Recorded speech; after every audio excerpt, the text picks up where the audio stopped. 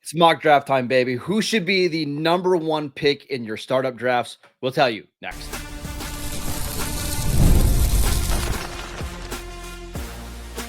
You are Locked On Dynasty Football, part of the Locked On Podcast Network. Your team every day.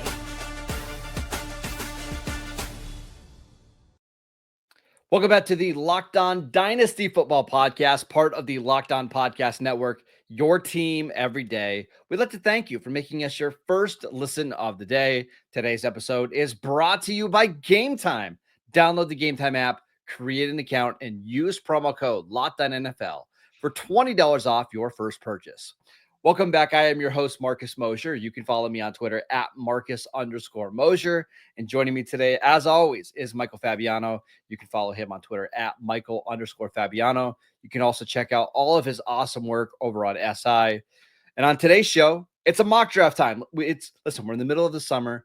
We've got drafts that are going to be, not too far away. I know that I've got a startup draft, Fab's coming up here in 2 weeks now. So I thought we should get some practice as to, how the first round of a startup draft might play out. Non-super flex, PPR. Let's do it. My middle name is Mock, man. Let's do it. I love mocking. All right. So I won the first pick. I don't know how I got to do that, but I did. So at 101, I'm taking Jahmyr Chase. I think you can make an argument Chase is maybe just the best overall football player in the league. He's only 25. Whenever he plays, he puts up monster numbers. I'm not concerned about T. Higgins being there long-term because it hasn't impacted him at all. I just think he gives you such an advantage every single week over the average wide receiver one. I have a hard time passing him up. Yeah, really one of the elite, if not the elite wide receiver in fantasy football. There's just so many good ones at the top, right? I mean, there's 4 players at wide receiver, 3 of whom went to LSU, which we've talked about in the past, who you could make an argument should be the number 1 wide receiver and the number 1 overall pick in a dynasty startup. But I mean, even when Jahmyr Chase didn't have Joe Burrow, he still put up pretty good numbers. Now, they weren't elite like he had last year, but still very good numbers. So hard to argue against Chase. Youth, an amazing offense, and coming off of a 400-point season. And again, when you're thinking about Dynasty, I know a lot of people are thinking about, what can you do for me in the upcoming season? But in Dynasty, you got to think long-term. And as great as Jahmyr Chase has been, I mean, there's still a lot of really good seasons ahead for him. Yeah, he's 25. We're just getting into his prime now. And if Burrow can stay healthy, I wouldn't be surprised if this offense can get even better. All right, you are on the clock here at 102. Who are you taking? And again, it's a struggle because there are 3 players that you can make an argument for to be the number 2 overall pick in a dynasty startup. I am going to go with Justin Jefferson, who's 26 years old, who has had an historic start to his career. I mean, even better than Randy Moss, and that's saying something. And Justin Jefferson has proven in his time in the NFL that it doesn't matter who the quarterback is. And so that's why I'm not really concerned about J.J. McCarthy, who the Vikings thought highly enough of to draft him 10th overall just last year. And if you look at Jefferson's numbers, he was obviously very good with Kirk Cousins, but he also put up good numbers when Joshua Dobbs was the quarterback and when Nick Mullins was the quarterback. So I'm not worried about McCarthy. In fact, I think McCarthy could end up being one of the better dynasty startup bargains.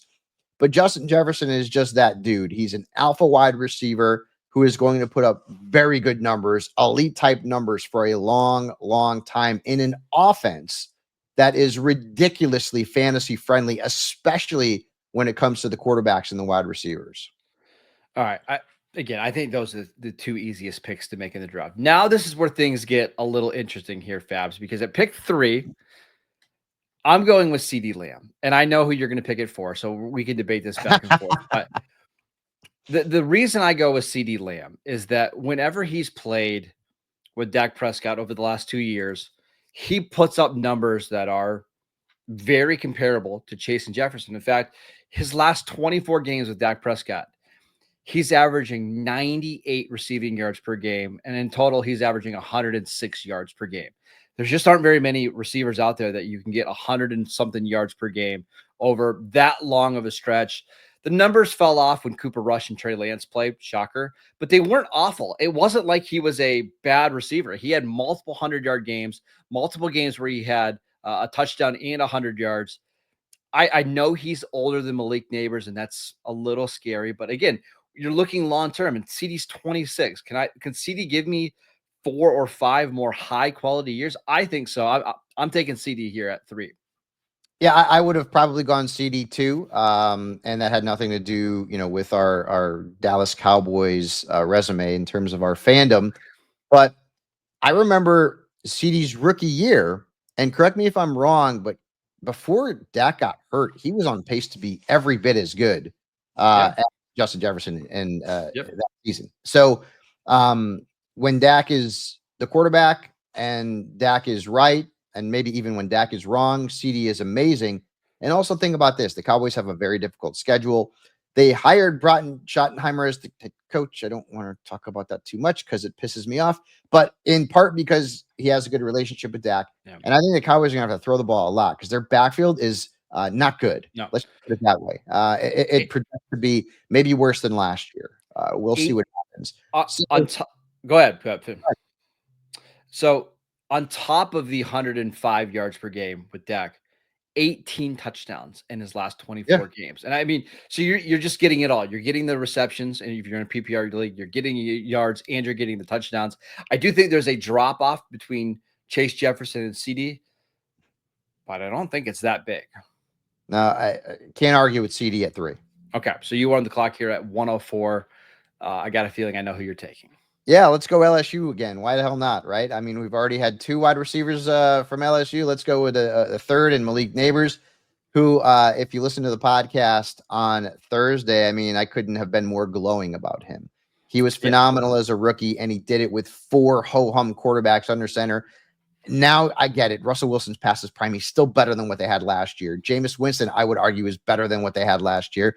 And Jackson Dart was a first-round pick of the Giants, and the franchise's hopefully their future quarterback, maybe their next Eli Manning, but this is a much better situation for Malik Neighbors. We've also seen number 1 wide receivers fail to go back-to-back in each of the last 5 years. True. So it typically does not happen where even Jefferson was the wide receiver 1. He fell off the following year. CD Lamb was the wide receiver 1. He fell off the following year, which was last year. When you score 400 fantasy points as a wide receiver, typically you're going to see a decline. It's only happened 4 times, and 3 times before Jahmyr, and that time that I mentioned was Cooper Kupp, and we all know what happened to him the following year. Yeah. But still, like I mean, I could make an argument if I was a lawyer that Malik Neighbors should be the number 1 overall pick in a dynasty startup. I could. Youth, potential, upside, last place schedule, LSU resume. So I will gladly take Malik Neighbors 4th overall here in our mock draft. 2 quick notes before we move. Number 1, that's 4 straight receivers. And I think that's the way you should build your startup drafts. Like, go receivers early. They just last the longest. I just think that's the smartest way to go. And on top of that, I was going to mention, if you have the opportunity to pick where you're drafting in your startup drafts, I kind of want to draft in that 3rd or 4th spot, right? Because you're going to get one of those premier receivers. You're also going to pick a little bit earlier in the 2nd round, assuming you're doing a snake draft. I think kind of 3 or 4 is a sweet spot here in your drafts. I won't argue that. I definitely won't argue that. If you can get one of those top 4 wide receivers or the number 1 running back, and I'm sure he's going to be coming off the board here very soon, I think you're in good shape. But yeah, wide receiver this day and age is the way to go. Okay. Let's get to the next part of our rookie mock draft. The part of the draft where the running backs finally start coming off the board. Who should be picked first between Bijan Robinson, Jahmyr Gibbs, and even Ashton Genty? We'll tell you next. This episode is brought to you by Rugiet. Guys, you've probably heard of Viagra or Cialis. Maybe you've even tried them. But if you're looking for something beyond the usual pill, it's time to meet Rugiet Ready. Rugiet Ready is a next-gen prescription treatment designed to amplify arousal in the brain and boost blood flow. Unlike the usual pills that can take hours, Rugiet's 3-in-1 formula dissolves under your tongue and kicks in fast on average in 15 minutes, and effects can last up to 36 hours, so you can stay confident and in control when the moment is right. If traditional options haven't worked, Rugiet might be the answer. Over 150,000 men have already made the switch. Head over to rugiet.com/LockedOnNFL and use code LockedOnNFL to get 15% off today. That is rugiet.com/LockedOnNFL and use promo code LockedOnNFL for 15% off. Individual results may vary with prescription treatment. Compounded drugs are permitted to be prescribed under federal law, but are not FDA approved and do not undergo FDA safety, effectiveness, or manufacturing review. Please visit the Rugiet website for full safety information.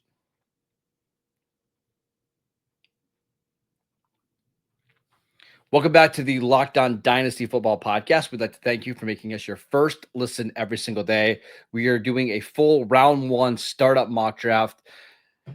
And Fabs, we're here at pick number 5, and I'm on the clock. And this is where it gets really hard because the top 4 receivers are all off the board.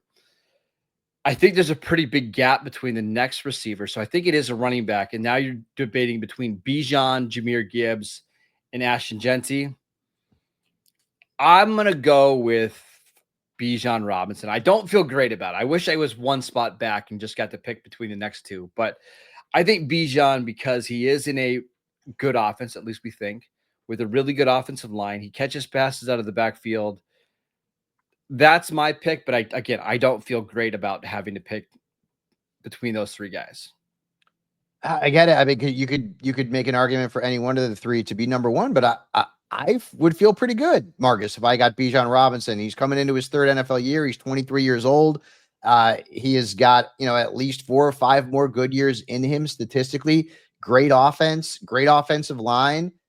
We know he's going to get the football. I would feel pretty good about Bijan Robinson. All right. So who you're here at 6? Who would you take between Gibbs and Jeanty? I know you've been, you looked at the trends and the rushing touchdowns for Gibbs, but that offense is still really good. Are you taking Jeanty over Gibbs? No, I'm going to go with Gibbs, 23 years old. He's been phenomenal. I do think there is going to be touchdown regression. Going back to back, 20 touchdowns is difficult, if not impossible. And even if he comes out and has like 10 or 12 touchdowns, people would be like, well, damn, that's a dip from last year. Yeah, but I mean, you're talking about maybe the best season he's ever going to have that he's coming off of. And maybe that's his magical season, as I like to say.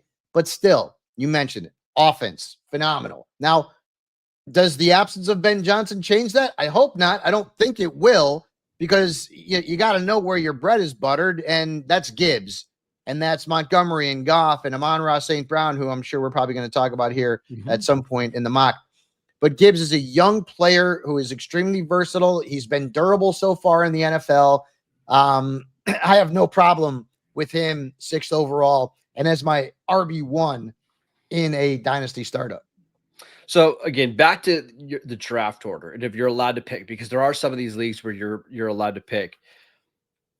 Would you say 5 and 6 is the sweet spot a little bit? Let's say 6, right? Because then it guarantees you either one of the top 4 receivers or one of the top 2 running backs. Right. Would you rather be at 6 or would you rather be at 4, kind of guaranteeing you one of those top 4 receivers? I'd rather be at 4 because I want to get one of the top 4. And, in this mock, obviously I got Neighbors, and I'm, thrilled to the moon with that. Okay. All right. So pick 7. This is where it gets really interesting. The top player, at least based on ADP, is Ashton Jeanty. If you want to look at some receivers based on ADP, it's Amon-Ra St. Brown and Puka Nacua. But I'm going in a different direction here. I'm taking Brock Bowers at 107. Wow. I understand that it's high. I get it. But the difference that he gives you on a week-to-week basis at the tight end position is huge. I mean, it's absolutely huge. Now he gets good quarterback play. Jacoby Myers and Jack Besh and Dante Thornton, I think, are fine players. None of those guys are going to take targets away. I understand that Jeanty is so valuable and finding running backs is hard. But, man, it's having one of those tight ends, and I'm everybody who's listening to this podcast knows, when you have a Travis Kelce in his prime, a Rob Gronkowski in their prime, it just, your team feels different, right? Your upside and your ceiling feels so much higher. I'll take Brock Bowers here at 107, and I won't look back at all. I understand the argument for it. He's a young guy. I mean, he's 22 years old. Potentially is the next Travis Kelce, right? I mean, look at his rookie campaign. Broke the record, single season record for rookie receptions with 112. He was unbelievable. A little bit more competition for targets this season, but not much. I don't know that I would have gone in that direction. I certainly have Bowers in my top 12. So I was thinking maybe he would go a little bit later in this mock. But I understand the thought process in that. And tight end's a tough position. Tight end's kind of like catcher in baseball. I mean, unless you drafted Cal Raleigh, who's amazing, but that's another story. Tight end is a lot of the guys that have been great are getting to the age where, like, can I continue to trust him? Like a Travis Kelce, for example, like a Mark Andrews, for example. George Kittle's getting up there, 31 years old. So yeah, Bowers, I don't know that he's a unicorn at the position, but he's right there, obviously, with Trey McBride. I think McBride clearly is going to probably be a second-round selection in most of these dynasty startups. But Bowers is, and especially after what we saw in his rookie campaign, Bowers is going to be a top 10, top 12 dynasty startup player. And Marcus likes him at 7 here, so I'm not going to argue with him. Real quick before we move on. I think of all the positions, tight ends, they just age the best. I mean, you mentioned Travis Kelce is what? How old now? 36. Yeah, I mean, right at 35, 36. George Kittle's 31. Rob Gronkowski was good up until he was, 33, 34. Like, tight end is a position that these guys last a long time. Jason Witten was 35 and still putting up big seasons. Brock Bowers is 22. Mm-hmm. And again, I know you can't necessarily think of dynasty leagues as the next decade or whatever, but that is a position that does age really well. And then on top of that, I just think the gap is so big between him and the rest of these guys. And it's so hard for tight ends to crack the top 2 or 3. Look at all the guys that we've been mentioning. It seems like year over year at that position, whereas running backs and receivers, there is some more changeover. I like to have that dominant tight end because I don't like to roster a lot of tight ends. I want my bench to be filled with high upside running backs and receivers. I don't want to roster Pat Freiermuth and K. Dotton and Hunter Henry. I just would rather have more upside shots somewhere else. So I'm willing to maybe overpay on Bowers here at 7. Yeah, listen, you're certainly getting a massive advantage at that position. You're basically playing a wide receiver at a tight end spot every week, every year for a long time. All right, you're up here at pick 108. I made it pretty easy for you. Genty fell right into my lap. Yeah. I will take Ashton Genty all day long. 21 years old, one of the best running back prospects to come out of college in a long time. And I talked about this on Thursday's show. When running backs get drafted this highly, typically they don't miss.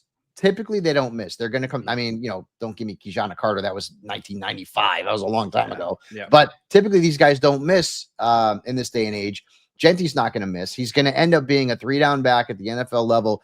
Pete Carroll always liked to use a featured back in Seattle, whether it was Marshawn Lynch or Chris Carson. We know Chip Kelly has had success in the NFL with running backs. LaShawn McCoy certainly comes to mind. And I think that Genty could be that kind of player, a guy who's going to give you, ballpark 1,800 to 2,000 scrimmage yards, 40 or 50 catches out of the backfield, double-digit touchdowns, and become the co-centerpiece of the offense in Las Vegas with the aforementioned Brock Bowers. So give me a little Ashton Genty. I'll take that very, very happily. All right, so just to recap the first 8 picks, we've got Ja'Marr Chase at 101, Justin Jefferson, CeeDee Lamb, Malik Neighbors, Bijan Robinson at 5, the first running back off the board, Jahmyr Gibbs at 6, Brock Bowers at 7, and then Ashton Genty at 8. Pretty good. Now, I do think the next 4 picks, and we're going to get to them in a second, this is where there's probably going to be the most disagreement because now you're getting into, okay, what do you value more? The next tier of receivers, or do you want to grab some younger receivers? Do you want to grab some upside running backs? We will get to all of that next. This episode is brought to you by Gametime. Have you ever decided at the last minute that you wanted to head to the ball game with friends or family? Maybe it's game day and you suddenly realize that you want to be in the stands. That's exactly where Game Time comes in. It's the easiest way to grab last-minute tickets without the stress. And with the money that you save on tickets, you can splurge on food, drinks, merch, or even a bigger invite to the group to come with you. Game Time makes it possible. Game Time makes buying tickets fast and simple. Prices on the app actually go down the closer that you get to first pitch. And they've got incredible last-minute deals, clear seat views, and a lowest price guarantee that takes the worrying out of buying. I love Game Time because I want to know exactly what my view looks like in my seats before I buy. The app makes it so easy to do. So take the guesswork out of buying tickets with Game Time. Download the Game Time app, create an account, and use promo code LOCKEDONNFL for $20 off your first purchase. Terms apply. Again, create an account, redeem promo code LOCKEDONNFL for $20 off. Download the Game Time app today. Last minute tickets, lowest price guaranteed. Welcome back to the Locked On Dynasty Football Podcast. We'd like to thank you for making us your first listen of the day. For your second listen, check out the Locked On NFL Scouting Show. As training camps get closer and moves are being made, host Kyle Krabs and Joe Marino will make you the most informed NFL fan this offseason. Find Locked On NFL Scouting on YouTube or wherever you get your podcasts. All right, Fabs, here we go. Pick number 9 in our startup draft. I'm going a receiver. I'm actually going to take Brian Thomas, who's currently wide receiver 7 on Dynasty League football, ahead of Amon-Ra St. Brown and Puka. I'm going with that LSU connection. I just grab those LSU receivers. You can't go wrong. Can't argue with with Brian Thomas. Listen, again, I mean, I talked about how good Malik Neighbors was as a rookie. I mean, Brian Thomas Jr. is right there. And the hilarious thing about it is that, a lot of those numbers came with Mac Jones and not Trevor Lawrence under center. Brian Thomas Jr. is an alpha. He's a beast. And the Jaguars certainly, I mean, their backfield situation is going to be confusing. I think Brian Thomas Jr. is going to be the centerpiece of that offense, unlike what it was a couple years ago with Travis Etienne. And it's hard to argue with the pedigree, and it's hard to argue with the fact that this kid, even though Travis Hunter's coming along and will be a part of the offense, although we're not sure exactly how much a part of the offense. And by the way, I wrote an article over at Sports Illustrated. I hope you'll check it out, historically about two-way players and why I'm a little worried about Travis Hunter. But that's neither here nor there. Brian Thomas Jr. is going to be a first-round lock in a dynasty startup, and I don't see any reason why he wouldn't go in the top 10, and that's where he's gone here. Yeah, maybe he turns into just DK Metcalf, where he's just a deep threat, and he's not the guy that's getting a bunch of the layup targets, and that's all he becomes. That's still a valuable asset, right? Like, if that's all he becomes, you're still happy with it. Yep. Yeah. But I also think there's a small chance here, Fabs, that he's. I don't want to say Randy Moss, because Randy Moss is a unique player. Yep. But like a version of that, where this guy is just so big and so fast, he's impossible to defend.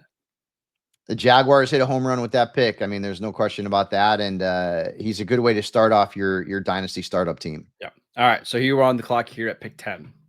You mentioned Amon-Ra. I'm going to go there. Still a young player at 25 years old. He's going to see a boatload of targets. He and Jared Goff have developed a great rapport together. Once again, what the offense looks like with Ben Johnson gone, I don't think there's going to be a lot of differences. He's still going to see plenty of opportunities to score.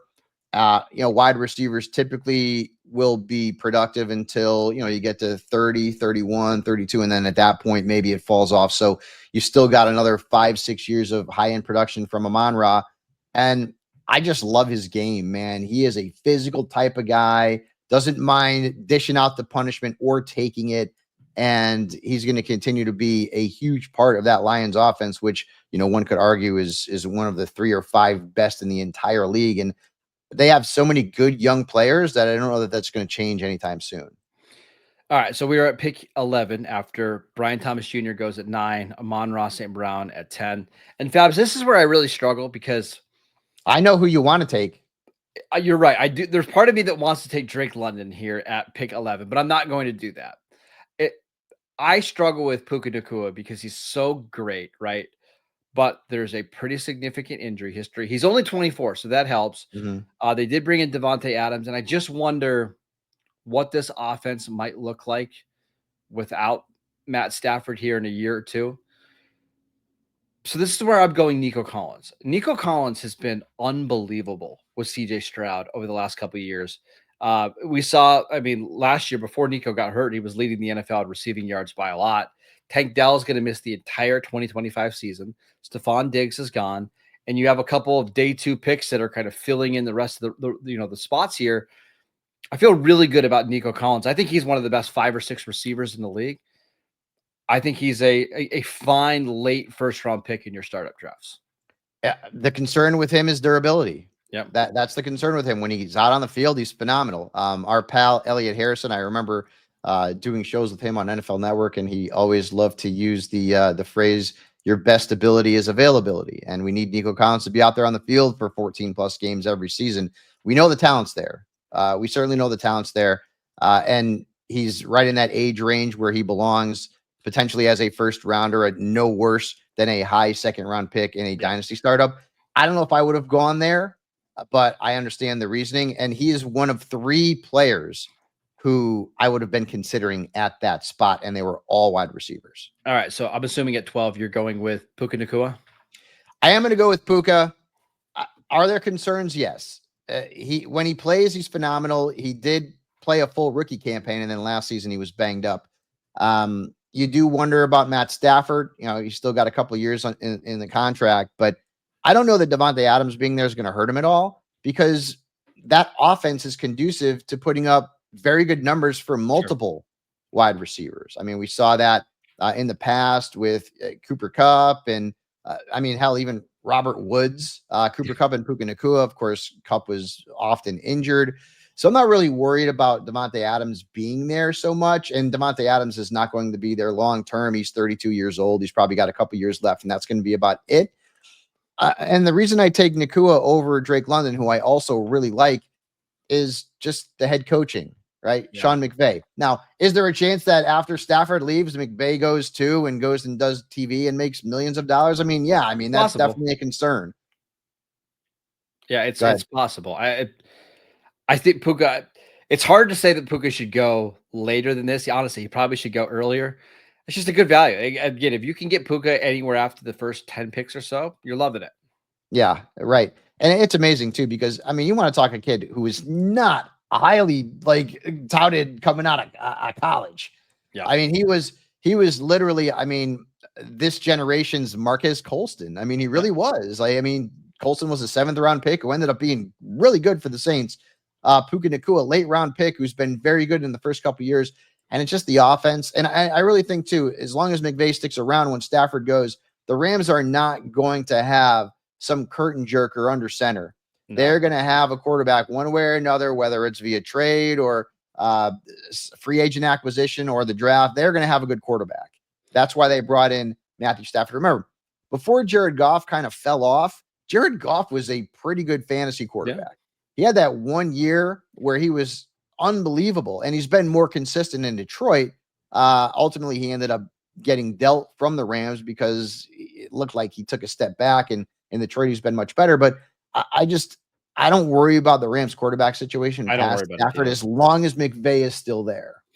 All right, so just to recap, Ja'Marr Chase, 101, Justin Jefferson at 2, CeeDee Lamb at 3, Malik Neighbors at 4, Bijan Robinson at 5, Jahmyr Gibbs at 6, Brock Bowers at 7, Ashton Genty at 8, Brian Thomas Jr. at 9, Amon-Ra St. Brown at 10, Nico Collins at 11, Puka Nacua at 12. One name that was not on our list that is going currently inside the top 10 of Dynasty startup drafts, Saquon Barkley. And we have expressed our concerns about Saquon. We also don't love the draft running backs in round 1 unless you're taking a guy that's 23 or younger, which Bijan, Gibbs, and Genty all are. We like to load up on receivers, tight ends in my case. So we shouldn't be surprised that Barkley's not inside the top 12 picks. Saquon Barkley and Christian McCaffrey do not belong in the first round of a dynasty startup. They just don't. I'm going to go tell Matt that. Matt's going to be upset. That's right. But they just don't. What do I draft a guy for one or two good years, maybe? That's all right. I agree with you. I'm all about age when it comes to the startup drafts. Age and position. I love Saquon Barkley. I think he's a phenomenal player. I love Christian McCaffrey. I've had him. I've won with him in fantasy leagues. It's just this is the time where you get away from those players. Like if you're in a dynasty league that's been established for years, This is the time where you trade Saquon Barkley and you trade Christian McCaffrey. And by the way, I will have some sells and buys over at Sports Illustrated for Dynasty Leaguers this week. And I'm sure Marcus and I are going to be talking about that extensively in the future. That's the beauty of Dynasty, is that it's time to start thinking about maybe getting away from players before the dip. You don't want to get rid of a player once he's hit the dip. Yeah. And I think the dip's coming for McCaffrey if it hasn't already, and the dip is certainly coming for Barkley.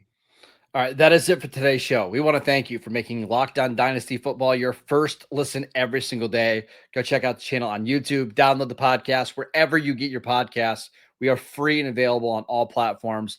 Follow Fabs on Twitter at Michael_Fabiano. I'm at Marcus_Mosher. Enjoy your weekend, and we'll see you right back here on Monday.